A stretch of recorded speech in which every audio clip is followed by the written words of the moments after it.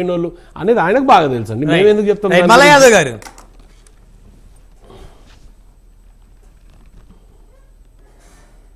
ఇప్పుడు ఇచ్చిన హామీలు 100 రోజులలోనే అన్నారు. ఆ హామీలను అయితే పక్కకు పెట్టారు కదా. కొత్త వాటిని తెర మీదకి తీసుకురావడానికి హైడ్రా అంటున్నారు.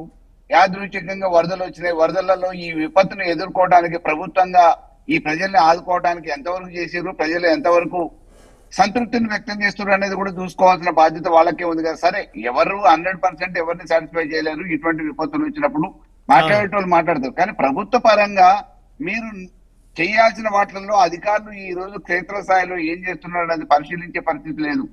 మీరేదో నిధులు మంజూరు చేసినామని చెప్పేసి ప్రకటనలు ఇచ్చుకుంటున్నారు, వార్తలలో వస్తున్నాయి. కానీ అవి క్షేత్రస్థాయిలో కిందికి చేరట్లేదు. పునరావాస కేంద్రాలలో ఇబ్బందులు పడుతున్న సామాన్యుల గురించి, వ్యతల గురించి మాట్లాడే నాదుడు లేడు. ఇవాళ క్షేత్రస్థాయిలో అందరు పోయి మామూలుగా ఆడు ఉన్నారు అని చెప్పేసి మిత్రులు రాజశేఖర రెడ్డి గారు అంటున్నారు. కానీ ఎవరు ఉండట్లేదండి. కాంగ్రెస్ ఆ సంస్కృతి ఎవరు కూడా నియోజకవర్గాలలో బాధ్యత ఒక ప్రతిపక్షంగా ఉంది అని నేను చెప్తున్నా మీకు. నేను ఏ రోజు కూడా తప్పించుకోమంటలేను. ఒక వెలికి తీయాల్సిన బాధ్యత ప్రతిపక్షంగా. ఎస్, ఇప్పుడు మీ అజయ్ అక్కడే ఉన్నాడు. మీ అజయ్ చెప్పమనండి, పలానా చోటు ఇబ్బంది ఉందంటే మా అధికారులు పోతారు, లేకుంటే అక్కడ ఉన్న ఎమ్మెల్యే అటెండ్ అవుతాడు, మినిస్టర్ అటెండ్ అవుతాడు. చెప్పనే చెప్పకుండా ఏదో జస్ట్ గుడి చేసి కడుక్కోండి అంటే ఎట్లా అన్నా? అంత ఈజీగా కాదు. ఎవరి నియోజకవర్గాలలో ప్రాతినిధ్యం వహించే నియోజకవర్గాలలో ఆ ప్రజల్ని కాపాడటానికి వాళ్ళు అందుబాటులో ఉంటే అధికారులు కూడా ఉరుకులు పరుగుల మీద పనిచేస్తారు. కానీ ఆ పరిస్థితి లేదు. కాంగ్రెస్ వాళ్ళు మామూలుగా ఇవాళ కొత్త కాదు, గెలిచిన తర్వాత హైదరాబాద్ కు పరిమిత కాదు, నియోజకవర్గానికి ఎప్పుడో ఒకసారి చుట్టపు చూపుగా రావటం అనేది ఆనవాయితీ అనేది మొదటి నుంచి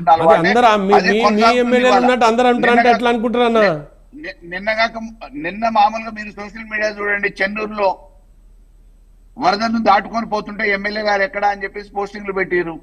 ఖమ్మంలో అదే జరుగుతా ఉంది. సోషల్ మీడియా పోస్టింగ్ లకు చూసుకుంటే ఇప్పుడే చెప్పిన నేను ఎక్స్ గురించి, మీరు ఎక్స్ గురించి చెప్తలేరు. ట్విట్టర్ లో అంత పెద్ద స్టేట్మెంట్, ట్విట్టర్ లో ఈజీ ఆఫ్ డూయింగ్ బిజినెస్ మీద, తెలంగాణ మీద అంత కుట్ర నింపుకున్న కేటీఆర్ గురించి మీరు మాట్లాడతలేరు. అంత కుట్ర నింపుకున్నాడు అంటే మన ఇమేజ్ ని అమెరికా దేశవ్యాప్తంగా ఇమేజ్ డౌన్ చేయాలని చూస్తున్నా కేటీఆర్ గురించి మీరు మాట్లాడాలి కదా. మీరు ఇంటరప్ట్ చేయకండి, ఎందుకంటే మీరు మాట్లాడుతున్నప్పుడు ఇప్పుడు ఈ 9 నెలల కాలంలో తెలంగాణ నుంచి ఎన్ని పరిశ్రమలు తరలిపోయినాయి అనేది మీరు ఒకసారి ఆలోచించుకోండి.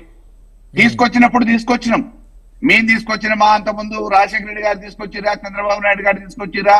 తెలంగాణకి హైదరాబాద్ కు తీసుకొచ్చిన ఐటీ రంగమే గాని ఇతర పరిశ్రమలు గాని ఈ 9 నెలల కాలంలో ఇతరాత్ర కారణాల వల్ల ఎన్ని తరలిపోయినాయి, ఎందుకు తరలిపోతున్నాయి, దానివల్ల నష్టపోతున్నది ఎవరు, ఎంతమంది ఉద్యోగులు ఉపాధి కోల్పోతున్నారు, దాని కారణాలు ఏందనేది మీరు ఒకసారి విశ్లేషించండి. అంటే మల్లయ్య యాదవ్ గారు, కంపెనీలు తరలిపోతున్నాయి అంటే అధికార పార్టీ నాయకులు కంపెనీ యాజమాన్యాలను ఏమైనా ఒత్తిడి చేస్తే కంపెనీలు తరలిపోయే పరిస్థితి ఉంటుంది.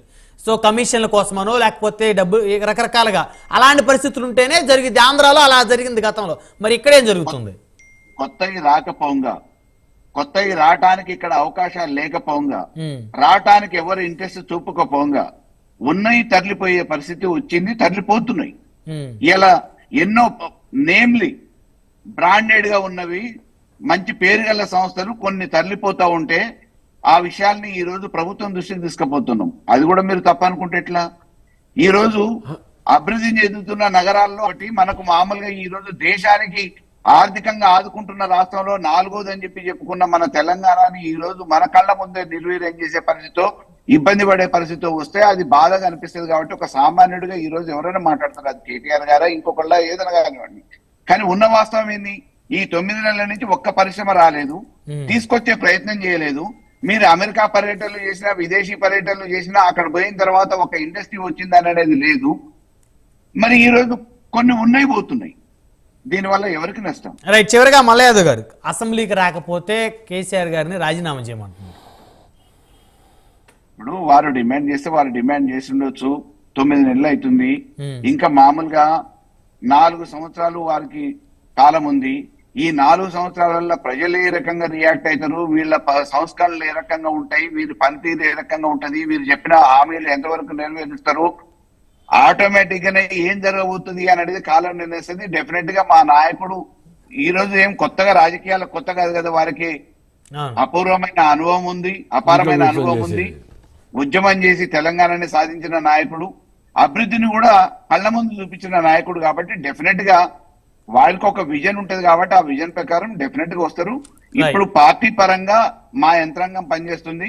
వారి నాయకత్వంలో మేమందరం కూడా పార్టీ పరంగా సేవలు అందించగలిగినంత వరకు మానవతావాదులుగా మేము చేయగలిగినంత వరకు మేము చేస్తున్నాం. డెఫినెట్ గా ఈ రాష్ట్రాన్ని తెచ్చిన వాళ్ళుగా కాపాడుకునే విషయంలో కూడా మేము ముందుంటాం. వీరయ్య గారు, సో పదవుల విషయం పక్కన పెడితే ముందు అసెంబ్లీకి రానటువంటి ఎమ్మెల్యేలు ఎవరైతే ఉన్నారో వారిని రాజీనామా చేయమని కాంగ్రెస్ నాయకులు డిమాండ్ చేస్తున్నారు. ఆ డిమాండ్ని సమర్థిస్తారా? సరే, రాజకీయ పార్టీలుగా చెప్పినప్పుడు ఒక పార్టీ తప్పు చేస్తుంటే రాజీనామా చేయమని డిమాండ్ చేయటం, మేము ఎందుకు రాజీనామా చేయాలని వాళ్ళు అనటం ఇవి సహజంగా జరుగుతున్న పరిణామాలే. డిమాండ్ చేసేందుకు వాళ్ళకి హక్కు ఉంది, జవాబు చెప్పాల్సిన బాధ్యత వీళ్ళకు ఉంటుంది, అదో భాగం. కానీ అంతిమంగా తీర్పునివ్వాల్సింది ప్రజలు. ఆ ప్రజలను తక్కువ అంచనా వేస్తున్నారు. ఈ 4 సంవత్సరాలు నేను హాజరు కాకుండా ఉండొచ్చు, లేదా సంతకం చేసిపోవచ్చు, నడుస్తుంది. ఒకసారి ఎన్నికైన తర్వాత మన రాజ్యాంగంలో ఉన్న ఒక డిఫెక్ట్ ఏంటి, వెనక్కి పిలిచేటువంటి హక్కు లేదు ప్రజలకు, రీకాల్ ఫెసిలిటీ లేదు ప్రజలకు. కాబట్టి ఒకసారి ఓట్లు పడ్డ తర్వాత ఇక 5 ఏళ్ళు నేను ఏం చేసినా చెల్లుబాటు అవుతుంది అనేటువంటి పరిస్థితుల్లోకి వస్తున్నారు ప్రజాప్రతినిధులు. అదే పరిస్థితి ఇప్పుడు కేసీఆర్ గారికి కూడా అనువుగా ఉండి ఉండొచ్చు. కానీ 4 ఏళ్ల తర్వాత మళ్ళీ ఆయన ఎన్నికల్లోకి పోవాలి, ప్రజలకు జవాబు చెప్పుకోవాలి. ఇలా కాంగ్రెస్ అడిగింది ఆయన అంగీకరించవచ్చు, అంగీకరించకపోవచ్చు, తప్ప రైట్ వదిలేద్దాం. కానీ 4 ఏళ్ల తర్వాత ఆయన జనం దగ్గరికి పోవాలి కదా, జనానికి ఆయన జవాబు చెప్పుకోవాలి కదా.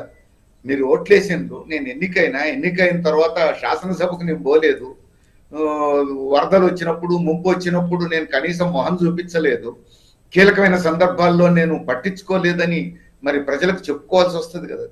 మరి ప్రజలు దాన్ని ఎట్లా రిసీవ్ చేసుకుంటారని దాన్ని ఆలోచించుకోవాలి. ఇది ప్రతిపక్ష నాయకుడిగా ఆలోచించాల్సింది. అండ్ రెండోది ఏంటంటే అధికార పక్షం ఆలోచించాల్సింది ఒక అంశం ఉంది. అధికార పక్షం ఆలోచించాల్సిన దాంట్లో ఇంకొకటి, ప్రతిపక్షం ఆలోచించాల్సిన దాంట్లో ఇంకొక పాయింట్ చెప్పాలి. ఇప్పుడు పరిశ్రమలు పోతున్నాయి అని చెప్పేసి అన్నారు. ఎన్ని మాసాలైంది కొత్త ప్రభుత్వం వచ్చింది, ఏ పార్టీ అనేది పక్కన పెడదాం, 9 మాసాలైంది. పరిశ్రమలు రావడం లేదా పోవడం అనేది ఒక నెల, 8 మాసాలు, 9 మాసాల మీద ఆధారపడి ఉంటుందా? ఇండస్ట్రియలైజేషన్ కు సంబంధించిన ఒక ఎన్విరాన్మెంట్ ఇక్కడ ఉందా లేదా? ఆ ఎన్విరాన్మెంట్ ను ఎవరు సృష్టించి ఉండాలి? గత 10 ఏళ్ళు అధికారంలో ఉన్న వాళ్ళు ఒక ఎన్విరాన్మెంట్ సృష్టించి ఉండాలి. అది పరిశ్రమలు రావడానికి అనువైన ఎన్విరాన్మెంట్ అయితే ఆ తర్వాత ఈ 9 మాసాల్లో కూడా బాగా వస్తాయి. బాగా వస్తే ఇక్కడ వచ్చిన కొత్త ప్రభుత్వం మేము తెచ్చిన అంటే పొరపాటు అయింది. సో గత ప్రభుత్వం యొక్క క్రెడిట్ ఇది. ఇప్పుడు పోతే కూడా ఆ వైఫల్యం ఇప్పుడు వచ్చిన కొత్త ప్రభుత్వం అంటే కూడా పొరపాటు అయింది. ఆ ఎన్విరాన్మెంట్ ఏంటి? అందుకని ఇది అనలైజ్ చేయాలి. అనలైజ్ చేయకుండా మనం చెప్పలేము. ఇది ఒక అంశం. ఇక నేను అధికార పక్షానికి దృష్టిలో పెట్టుకోవాల్సింది ఏంటంటే, మీరు వాగ్దానాలు చేశారు, 100 రోజుల్లో అమలు జరుపుతామని చెప్పిన వాగ్దానాలు ఉన్నాయి. ఆ 100 రోజుల్లో అమలు జరుపుతామని చెప్పిన వాగ్దానాల్లో మహిళలకు ఆర్టీసీ బస్సుల్లో ఉచిత ప్రయాణం మినహా ఇంకేదైనా మేము పూర్తిగా అమలు జరిపామని చెప్పగలిగే స్థితిలో ఉన్నారా? ఎందుకంటే అధికార పక్షం కూడా జవాబు చెప్పుకోవాలి ప్రజలకు. సో ఆ రోజు లేదా ఏ పార్టీ నాయకులు ఓట్ల కోసం తొందరపడి ఇచ్చిన హామీలని 100 రోజులు అమలు చేస్తామనేటువంటి మాట అని ఉంటారేమో. ఎందుకంటే నేను ఒకటి చెప్తా, ఇక్కడ అధికారంలోకి రాగానే 9వ తేదీ సోనియా గాంధీ పుట్టినరోజు రుణమాఫీ అమలు జరిపేస్తామని ప్రకటన చేశారు. అది తొందరపాటు ప్రకటన. వాళ్ళు ప్రకటన చేసింది కాబట్టి నువ్వు ఎందుకు ఇవ్వవని బీఆర్ఎస్ వాళ్ళు వెంటపడ్డారు. తప్పనే నేను చెప్పా ఏ టీవీ ఛానల్లోనైనా. అట్లా అడగకూడదు. ఎందుకంటే 10 ఏళ్ళు అధికారంలో లేని వాళ్లకు అధికారంలోకి వచ్చిన 3వ రోజు 4వ రోజు రుణమాఫీ చేయడం సాధ్యమవుతుందా? మొత్తం లెక్కలు డొక్కలన్నీ చూడకుండా. అందుకని క్యాంపెయిన్ లో చేసిన వాగ్దానంగా మనం తీయొచ్చు. కానీ ఆగస్టు 15 డేట్ ఇచ్చారు మీరు, అది వ్యాలిడ్. మరి మీరు అధికారంలోకి వచ్చిన తర్వాత ఆగస్టు 15 నాటికి మీరు అన్న 31,000 కోట్లైనా అమలు జరగాలి కదా, అమలు జరగలేదు కదా. మరి దానికి ఏం జవాబు చెప్తారు? స్పష్టంగా కనపడుతుంది ఏంటి, నిధులు విడుదల కాలేదు, డబ్బులు మేము పోగేశాము రెడీగా ఉన్నాయన్నారు. కానీ ఇప్పుడు జరుగుతున్నది ఏంటిది, నిధులు విడుదల కాకపోవటం వల్ల ఆ రుణమాఫీ అమలు జరగట్లేదు. మరి ఎందుకు నిధులు విడుదల కావట్లేదు? మీరు ఏ ప్రిపరేషన్స్ చేశారు? వనరుల కోసం మీరు చేసిన ప్రయత్నాలు ఏమిటి? మరి జవాబు చెప్పాలి కదా ప్రజలకి. ఇదొక అంశం. తర్వాత ఇంకొక అంశం ఏంటి? రైతు బంధు, కేసీఆర్ ఇచ్చిన రైతు బంధు కంటే మేము 3,000 పెంచిస్తాం, రైతు భరోసా అన్నారు. మంచిది, ఇంకా మంచి ప్రయత్నం, అది చాలా మంచి ప్రయత్నం, మంచి వాగ్దానం. ఇప్పుడు తాము ఎన్నికైన తర్వాత మొదటి సీజన్లో ఇవ్వలేకపోయారు. దాన్ని ఎవరు తప్పు పట్టాల్సిన అవసరం లేదు. నేను ముందే చెప్పాను, డబ్బుకు సంబంధించిన విషయం రాగానే ఇవ్వడానికి ఏం అబ్బరంటే వచ్చేది కాదు కదా అది. కానీ ఇప్పుడు 9 మాసాలు అయిన తర్వాత మళ్ళా రెండో పంట ఆల్రెడీ రైతులు వేశారు కూడా. ఇప్పటికీ కూడా పాత రైతు బంధు ఇవ్వలేదు మీరు, లేదా మీరు వాగ్దానం చేసిన రైతు భరోసా ఇవ్వలేదు. మరి రైతులు వ్యవసాయం ఎట్లా చేసుకుంటారు? మిమ్మల్ని నమ్ముకొని పంట పండించాలి కదా వాళ్ళు. ప్రైవేట్ అప్పులకు పోయారు కదా వాళ్ళు, ప్రైవేట్ అప్పులకు పోయారు కదా. దీనికి జవాబు చెప్పాల్సింది ఇప్పుడున్న ప్రభుత్వమే కదా.